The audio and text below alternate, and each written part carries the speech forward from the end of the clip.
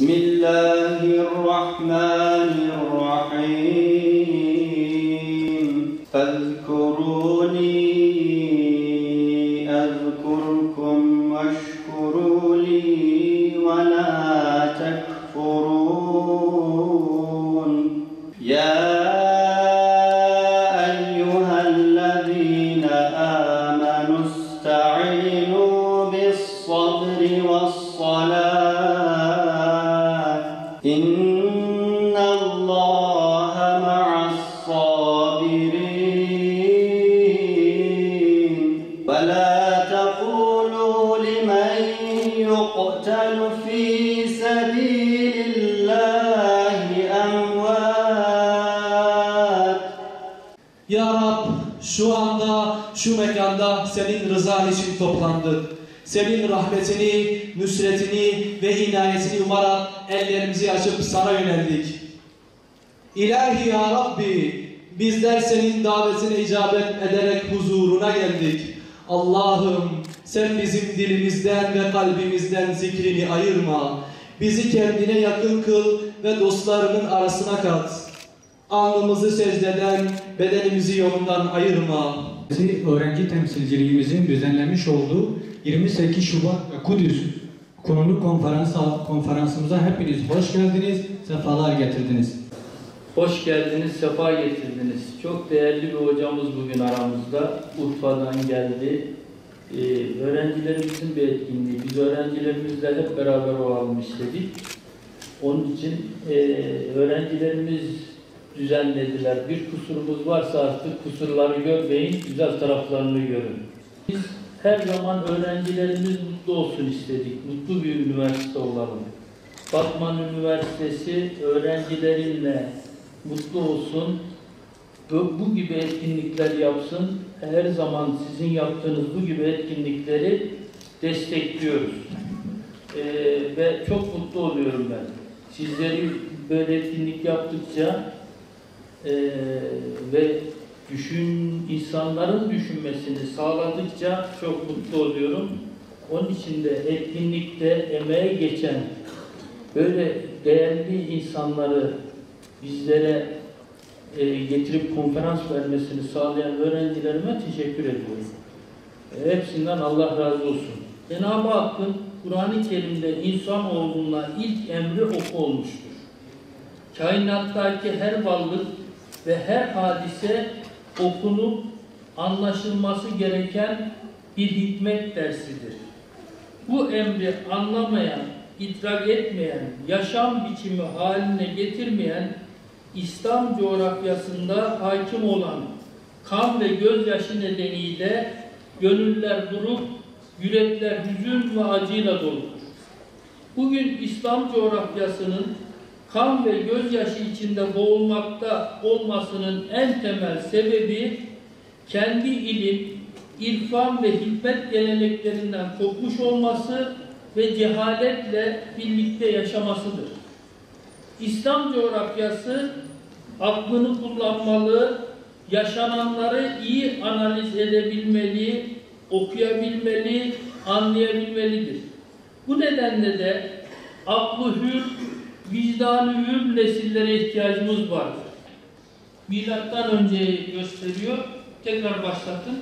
Milattan önce 1450, 1300, 1140, 1340.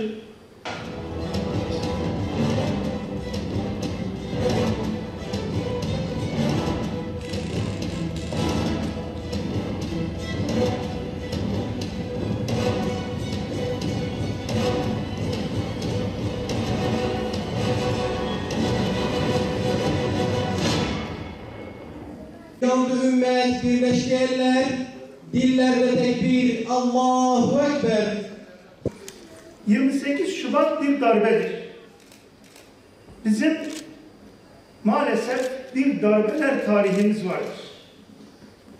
İlk darbe Sultan Abdülhamit Han'a yapılan 31 Mart vakasından sonra harekat ordusunun Selanik'ten İstanbul'a gelmesiyle başlamış, Sultan Abdülhamit tahttan indirilmiştir. Bakın, bu Haçlı'nın en ciddi zaferidir Müslümanlara karşı.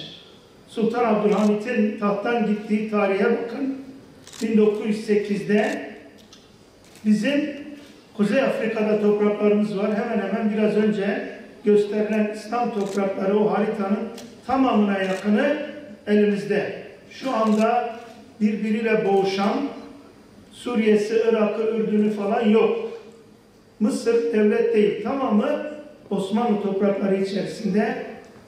1911'de önce Trablusgarp'la şeyi kaybediyoruz. Kuzey Afrika'yı 12'de Balkanları kaybediyoruz. 14'te Anadolu coğrafyası tehlikeye düşüyor. 18'lere geldiğimizde Mondros'la birlikte neredeyse Anadolu'da bir avuç toprakla baş başa bırakılıyoruz. Biz burada çok ciddi bedeller ödüyoruz. Çanakkale'de yarım milyona yakın Müslüman veriyoruz. Niçin? İşte bu darbenin sonucudur. Peki, bakın şuna dikkat çekmek istiyorum. Burası çok önemli. Altı çizilecek nokta şu. Bütün darbeler, Sultan Abdülhamit'e yapılanından tutun, 60 darbesi, 12 Eylül, 28 Şubat, 15 Temmuz. Hepsinin ortak özelliği şudur. Arkasında küresel Siyonizm vardır. Arkasında Avrupa vardır. Amerika vardır. Haçlı vardır. Ve karşısında da bu milletin evlatları vardır. İnanan insanlar vardır. Samimi Müslümanlar vardır. Resulullah'ın davasını kendine dava edilmiş, onun izinden gidenler vardır.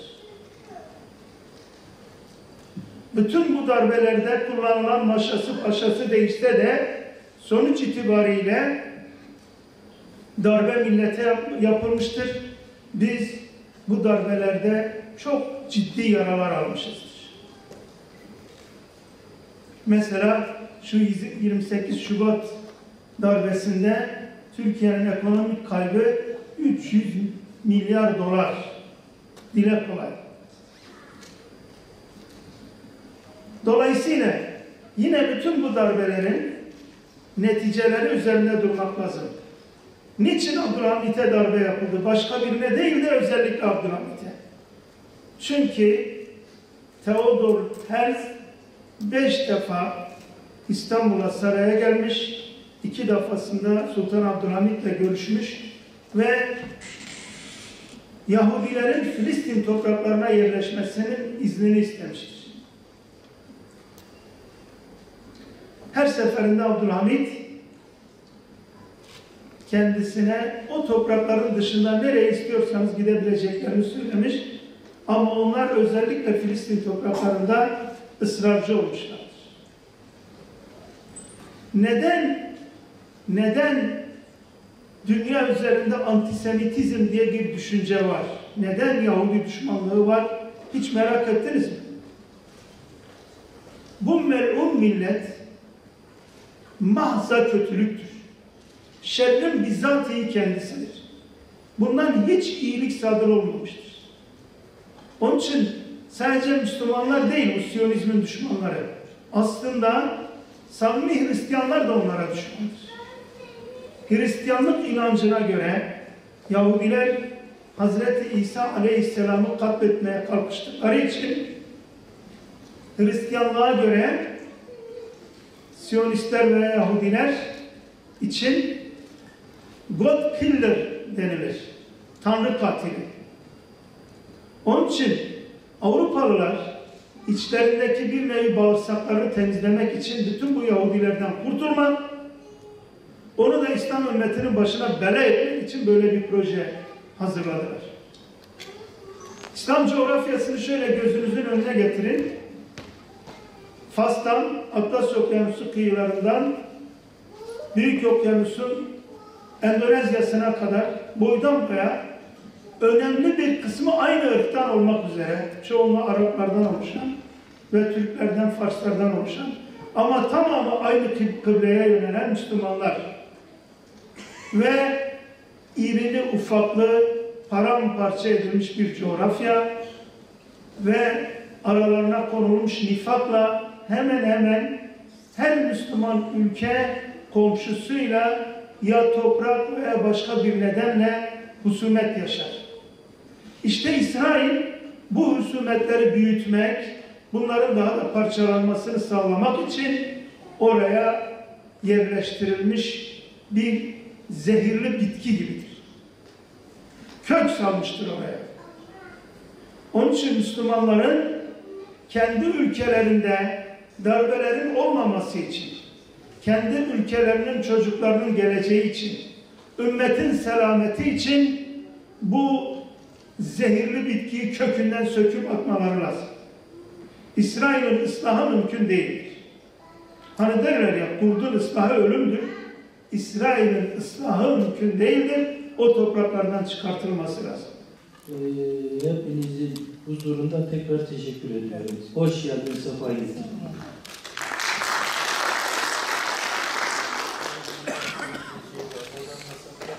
Hocam.